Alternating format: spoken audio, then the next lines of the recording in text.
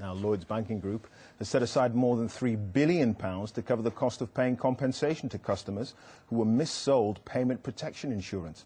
It means that the nationalised bank has gone back into the red, posting a loss of almost £3.5 billion. Well, joining us from our Chelmsford studio to discuss this further is Jonathan Davis, who is a wealth manager. And with us here in the studio is Jeremy Baker, a professor at the Europe Business School in London. Thanks very much indeed for joining us, gentlemen. If I can start with you, Jeremy, here in the studio. It's clear that the banks behaved pretty shoddily throughout this whole escapade. And Lloyds, it's to their credit that they've put up their hands and said, it's been a disgrace. Here is a pot of money to pay off some of those people who, frankly, some of our workers duped. No, I don't agree with you. I would say blame the buyer. The consumer in those days, the British consumer, was consumed with greed and driven by greed and also completely ignorant about finance. And therefore, they were kind of turkeys voting for Christmas. They were ripe for the plucking. And bankers just couldn't hold themselves back from taking money from them. And every day, a banker would go to work and come home with buckets of money. And the naive consumer believed that somehow, by paying some money, life would be made fair. OK, that might be the case, but the fact is, it was wrong. It was wrong, and the courts have made it clear it was wrong, and Lloyds have admitted it was wrong, so they've got a fund of £3 billion. I don't think finance is like that. I think if you buy something, if you buy a car or drive a car, it's up to you to learn how to drive the car. You don't sit there, oh, there's a round thing in the middle here, what do I do with it? You go for driving lessons. If you buy finance, you should go for financial lessons. You should learn about it. And if you're somehow caught out by your sheer ignorance and also the greed that you hope that life will be made fair. Go back to those days, people thought that house prices would go up and up, and they would get richer and richer, despite doing absolutely nothing to make that happen. Right, OK. We'll bring in Jonathan Davis now. Jonathan, it's all the consumer's fault. The banks are fabulous, lovely, woolly people, and it was the consumer that messed this up. Well, that's interesting, because the Financial Services Authority says that between 2.5 and 3 million people have been conned by the shark salespeople of the banks. Beware, the buyer beware. The buyer can't beware when the sellers have been actually lying to them. They've been saying this is applicable to the self-employed. They've been saying, as was on the BBC website, that a lady couldn't claim because her husband had a problem. It was on the lady's policy. There are countless examples of clear lies. It just shows you yet again how the banks play fast and loose with our laws. OK, sometimes they go against the spirit of the law, maybe within the letter, but against the spirit of the law. And for example, just in January, Barclays were fined one of the largest fines ever, £7.5 million, for mis-selling investments. They had to pay back £60 million.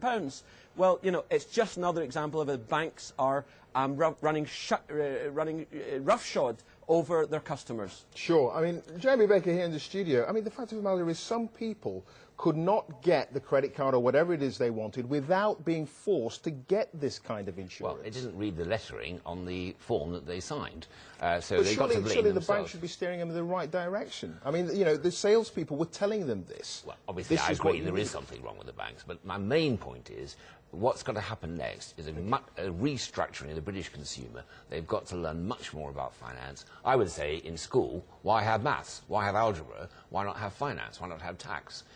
These are all numerical, quantitative things, but much, much more useful than what people are taught in school. But it's got to be an onus on the banks, to be honest. I think we've got that settled with the regulators, but I'm saying there's equal onus on the consumer. First of all, not to be greedy.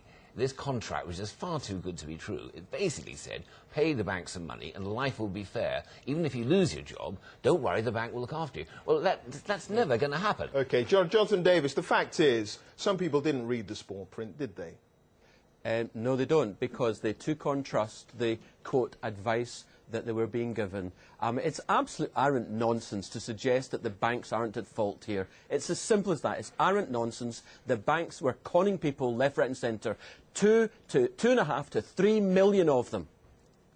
3.2 billion or whatever that's been set aside. A lot of money, a massive concession. Lloyds have basically admitted that they got things wrong. Do you think the other banks are going to do the same? I think they will, by the way. Yes, I do. But I would say to the consumer, I wouldn't apply for compensation because that's basically writing on your forehead, hey, I'm greedy and naive.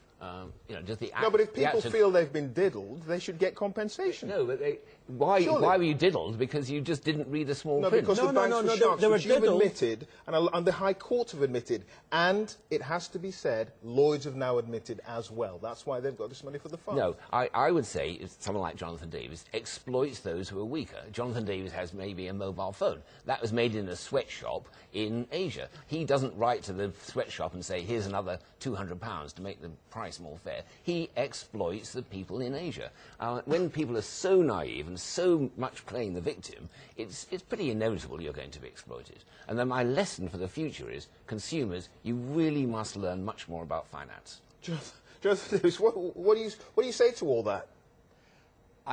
I'm flabbergasted that a so-called intelligent person can come on live television and tell the nation that it's okay for banks to lie and cheat 2.75 million people. It's just beyond belief. It's unacceptable behaviour by the bankers, by the salespeople who were paid large commissions to meet their targets and so on, and it went right up through the management structure of the banks, right up to the chief executive, because he was okaying the budgets, the sales targets and the selling left, right and centre. It's simply flabbergasting what we're hearing here. All right, we'll leave it there. Jonathan Davis in Chelmsford, Jeremy Baker here in the studio. Thanks for joining us. Thank you, gentlemen.